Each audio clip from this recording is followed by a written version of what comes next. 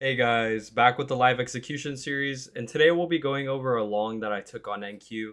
Today's Monday, we're gonna have a bunch of red folder this week. However, I started today with a bang, and yeah, let's get straight into it. So, first of all, right here, this is what I was looking at, and I'll show you guys all the proof.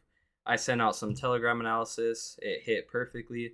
So, initially during the night, I was looking at this, and so we had this 4 hour fair value gap. And what I saw right here is that this was going to be our protected low, and we're going to deliver straight off of here, especially because of this order block. You have so many confluences right here that there's no reason that price should not deliver higher from here. Okay.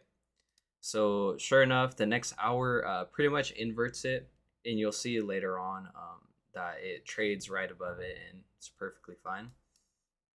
So that was my initial analysis, and you can see right here, that's exactly what I sent out. So expecting price to invert this fair value gap and then have continuation in New York session.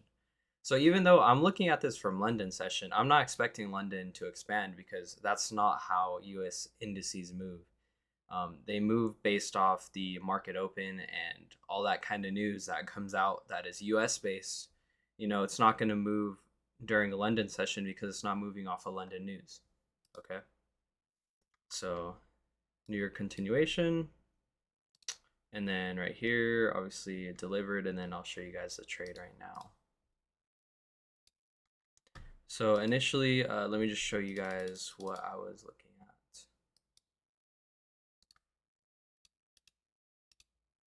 So price comes down right here, and it actually respects this 30-minute fair value gap.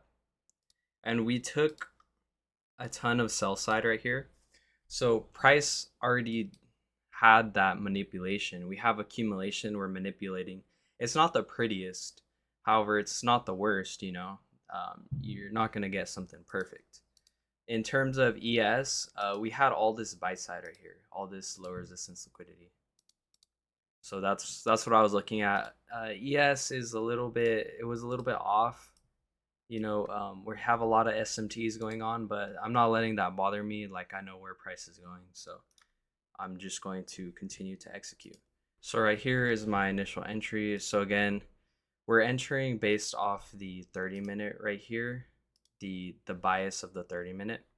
However, my entry is actually based off this 5-minute inversion.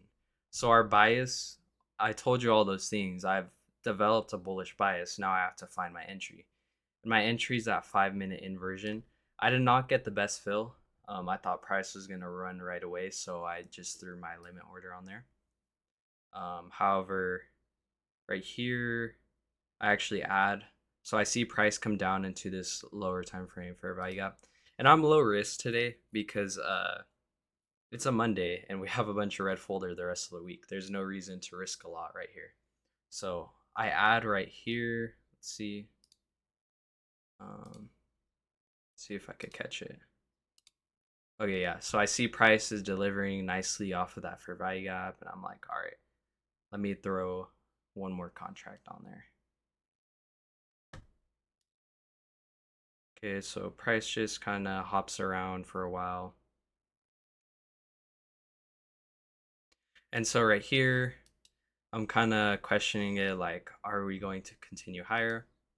And I come up with yes, we are, because what's going on right here is, we have this inversion, which is part of our market structure shift, but we also get more confirmation. We close strongly above these highs. And what that's telling me is that the higher time frame is in alignment with where I want price to go. Okay, so we come down and we end up tagging our inversion. We're in this 5-minute. So I actually add one more extra contract. And then I think I mess with my stop loss a lot here, but it's because I have a lot of confidence. I don't want to just cut my trade off short. I'm willing to risk money here because I know price is going to go higher because of all of the factors that I've talked about. Okay. So I move it all the way down. This was my initial stop right here below the this 5-minute inversion. Okay, so price starts moving again. I set it a little bit higher right here. And then right here is when I actually go break even. So we start running, like there's a ton of speed. That's what you want to see. Over here on the left side, if you look, we have ES. ES is, you have this low resistance liquidity run. Like it's super obvious where price is going now. So I'm considering the weekly high. However, I know that price is not in a ton of alignment. I mean, look at ES. We're all the way up here and ES is all the way down here. So it's likely that I might have to cut the trade off short.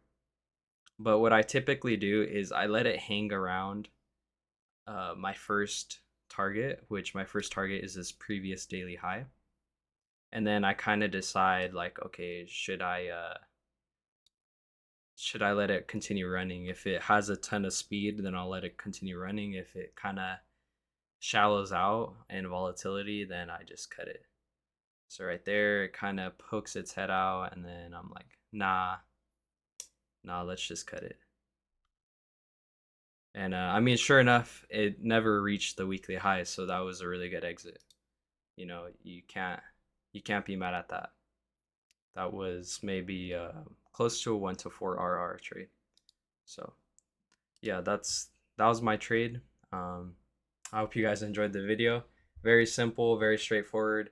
You got to build that bias up. Entry comes second.